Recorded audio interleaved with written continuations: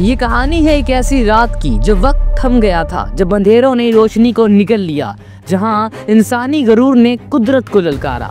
जी हाँ, ये कहानी है चेरनोबिल डिजास्टर की, जहां एक एक्सपेरिमेंट, एक लम्हे की गलती दुनिया की सबसे बड़ी ट्रेजेडी बन गई। 400 बम्स की रेडिएशन के बराबर का वो जहर हवा में कुछ इस तरह से फैला जो ना तो दिखाई देता था और ना ही उसे रोका जा सकता था, जिसने ना सिर्फ इंसानों को बल्कि ज़मीन, आसमान और नेचर को हमेशा हमेशा के लिए बदल के रख दिया। आज हम जानेंगे कि चेरनोबिल डिजास्टर कैसे हुआ, चेरनोबिल का ये हादसा, इसकी कहानी क्या है।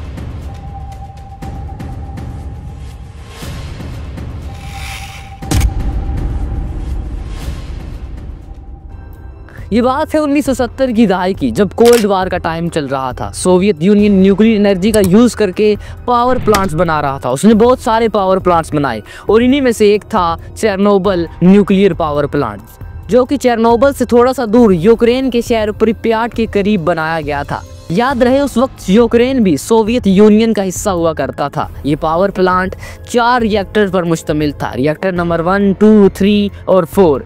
ये उस वक्त की एक बहुत एडवांस टेक्नोलॉजी समझी जाती थी, लेकिन इनमें रिएक्टर नंबर 4, जो कि डिजास्टर की असल वजह बनी, 1983 में ही बनकर कंप्लीट हुआ था। यानी ये इनमें सबसे नया था। ये सब रिएक्टर RBM 1000 मॉडल के थे, लेकिन इनमें सबसे ज़्यादा पावरफुल रिएक्टर नंबर 4 को समझा जाता था। लेकिन हकीकत में इसमें कई खतरनाक खामियां थीं, जिनको नज़रअंदाज कर दिया गया।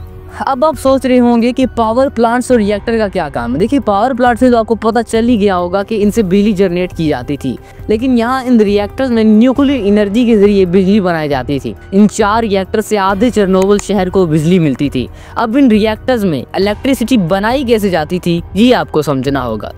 देखिए, रिएक्टर के अंदर यूरेनियम 235 आइसोटोप जैसा रेडियो एक्टिव ईंधन इस्तेमाल किया जाता था। ईंधन यानी फ्यूल। यूरेनियम आइसोटोप से जब कोई न्यूट्रॉन टकराता है तो वो टूट जाता है और इसी अमल को न्यूक्लियर फिशन रिएक्शन कहते हैं।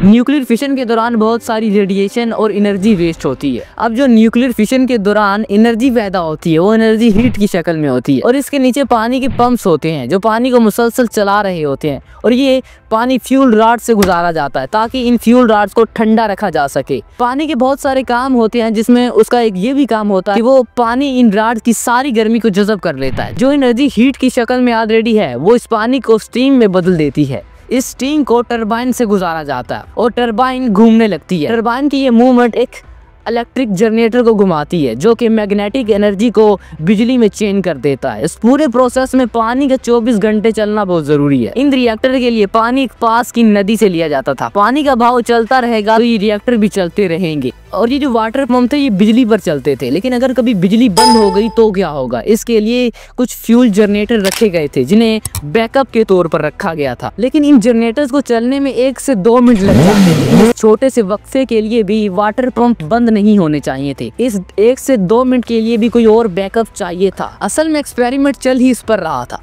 चेरनोबिल न्यूक्लियर पावर प्लांट के बनाने वालों ने कहा था कि इन 1 से 2 मिनट में ये वाटर पंप इन्हीं टरबाइन से इलेक्ट्रिसिटी ले लेंगे, क्योंकि कुछ देर तो स्टीम रहती है और वो स्टीम टरबाइन को थोड़ी देर के लिए घुमाएगी और वाटर पंप्स चलते रहेंगे। ये एक्सपेरिमेंट पहले 3 रिएक्टर पर किया जा चुका था और वहाँ ये एक्सपेरिमेंट कामयाब हो चुका था, लेकिन रिएक्टर नंबर 4 पर ये एक्सपेरिमेंट 3 से 4 बार फेल हो चुका था। लेकिन कहते हैं कि वर्कर पर प्रेशर था कि उन्हें किसी तरीके से भी ये तजर्बा आज कामयाब करना है, और जब ये एक्सपेरिमेंट किया तो धमाका हो गया। लेकिन ये धमाका कैसे हुआ, ये आपको समझना होगा। देखो, जब न्यूक्लियर फिशन का अमल होता है तो इसमें क्या होता है कि यूरेनियम 235, जो कि यूरेनियम का एक आइसोटोप है, जब उससे न्यूट्रॉन टकराया जाता है तो ये टूट जाता है और इससे ये टूटकर 2 छोटे छोटे एटम में बदल जाता है और कुछ नए न्यूट्रॉन्स भी बन जाते हैं। ये न्यूट्रॉन जो होते हैं वो बाकी एटम से जाके टकराते हैं। इसी तरह ये सिलसिला चलता रहता है और ये एक न्यूक्लियर चेन रिएक्शन में बदल जाता है। न्यूक्लियर चेन रिएक्शन एक ऐसा रिएक्शन है जिसे रोका नहीं जा सकता। इस रिएक्शन को कंट्रोल करने के लिए कंट्रोल रॉड्स का यूज किया जाता है। ये कंट्रोल रॉड्स बोरोन से बने होते हैं। ये रॉड्स क्या करते हैं, जो न्यूक्लियर फिशन रिएक्शन चल रहा है और उसमें जो एक्स्ट्रा न्यूट्रॉन होते हैं उन्हें जज़ब कर लेता है उन्हें अब्सॉर्ब कर लेता है, जो फिर आगे एटम से नहीं टकराती और यूं न्यूक्लियर फिशन रिएक्शन थोड़ा स्लो हो जाता है। रिएक्टर की कोर में फ्यूल रॉड्स भी लगाए गए थे और उन्हीं के साथ कंट्रोल रॉड्स को लगाया गया। जितना ज्यादा रॉड्स जितने अंदर जाएंगे, जितने नीचे जाएंगे, उतना ही रिएक्शन स्लो होगा और जितने बाहर होंगे उतना ये चेन रिएक्शन फास्ट होगा।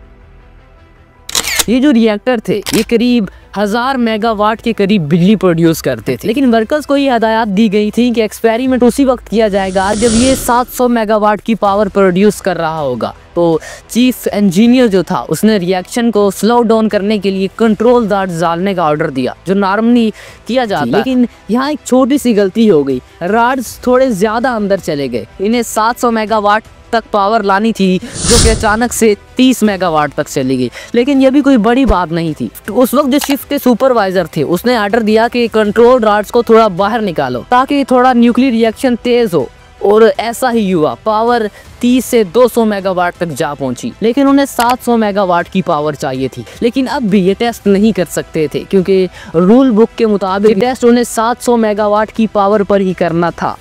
सुपरवाइजर ने ऑर्डर दिया कि थोड़ी रॉड्स और बाहर निकालो ताकि पावर 700 मेगावाट तक पहुंच जाए। टोटल 211 रॉड्स थी, जिनमें 203 रॉड्स बाहर निकल चुकी थी, जो कि रूल्स के बिल्कुल खिलाफ था, क्योंकि रूल्स के मुताबिक कम से कम 15 रॉड्स होनी चाहिए रिएक्टर में, चाहे रिएक्टर किसी भी हालत में हो। लेकिन अब यहाँ सिर्फ 8 रॉड्स बची थी। ये चेन रिएक्शन तेज हो गया, पावर बहुत तेजी से बढ़ने लगी, कई हजार मेगावाट तक पावर पहुंच गई। यहाँ मामला थोड़ा सीरियस हो गया, पूरा रिएक्टर वाइब्रेट करने लगा। अब इस सब को रोकने का एक लास्ट सोल्यूशन यही था कि इमरजेंसी बटन को दबा दिया जाए, तो सारी की सारी रॉड्स अंदर घुस जाएंगी और सारे रिएक्शन को बंद कर देंगी। और वर्कर्स ने यही किया। देखने में ये काफी सिंपल था कि सारी रॉड्स अंदर जाएंगी और ये सारा रिएक्शन बंद हो जाएगा। लेकिन यहाँ रॉड्स के डिजाइन में एक गलती थी। देखो, जो कंट्रोल रॉड्स हैं वो बोरोन से बनी होती हैं, जो कि न्यूक्लियर चेन रिएक्शन को कंट्रोल करता है। लेकिन इन रॉड्स का जो सिरा था, यानी जो टिप थी, वो ग्रेफाइट से बनी, और ग्रेफाइट रिएक्शन को मजीद स्पीड अप करने के लिए बनाया गया था जी। जैसे ही रॉड्स अंदर घुसी, जो रिएक्शन पहले ही बेकाबू हो चुका था वो और तेज हो गया। ग्रेफाइट के टकराने से वो इतना ज्यादा स्पीड अप हो गया कि किसी ने सोचा ही नहीं था। आमतौर पर रिएक्टर की पावर 1000 से 1600 मेगावाट तक जाती थी, लेकिन उस दिन ये पावर 33,000 मेगावाट तक पहुंच गई। और फिर क्या हुआ? फिर वही हुआ जो होना था, रिएक्टर बेकाबू हो गया और फिर होता है एक धमाका। धमाका इतना पावरफुल था कि रिएक्टर की छत ही उड़ गई, जिससे रेडियो एक्टिव मटेरियल फिजा में फैलने लगा। 2 लोग वहीं उसी वक्त मारे गए और फिर आग लग गई। फायर फाइटर्स को बुलाया गया ये आग बुझाने के लिए, लेकिन ये कोई आम आग नहीं थी, ये ग्रेफाइट की आग थी जिसे बुझने में अगले 10 दिन लग गए।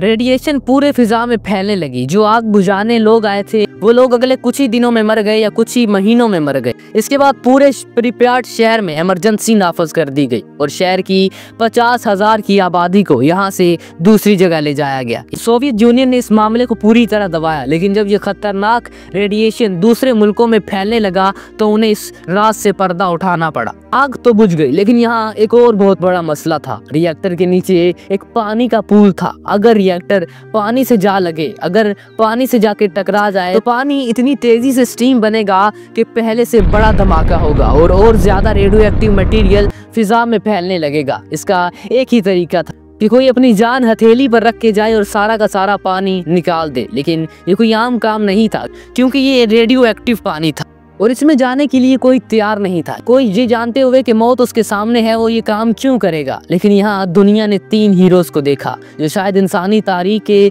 सबसे बड़े हीरो थे। उनके नाम थे एलेक्साई एनाको, वैलेरी बेस्पालव और तीसरे इंसान थे बोरिस बारानोव। 4 मई 1986 को ये आम ठहरने का सामान पहनकर अंदर घुस गए और इन्होंने सारा का सारा पानी ड्रेन कर दिया। कहते हैं कि अगर ये 3 लोग ना होते और तीसरा धमाका हो जाता तो इतना ज्यादा खतरनाक होता कि करोड़ों लोग मारे जाते।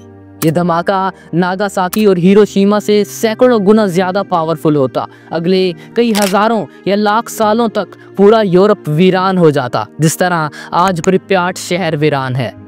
आज भी रिएक्टर नंबर 4 की जगह पर आम लोगों का जाना मना है, क्योंकि आज भी कुछ रेडिएशंस निकलती हैं जो कि हार्मफुल होती हैं। ये तीसरा धमाका तो ना हुआ, लेकिन जो पहला धमाका हुआ था और उससे जो रेडिएशंस फैली थी उन्हीं की वजह से कई हजार लोग मारे गए। उन्होंने पूरे के पूरे जंगल वीरान कर दिए। आज भी रिएक्टर नंबर 4 की जगह पर एक बहुत बड़ा डूम बनाया गया है जो कि इन रेडिएशंस को बाहर निकालने से रोकता है।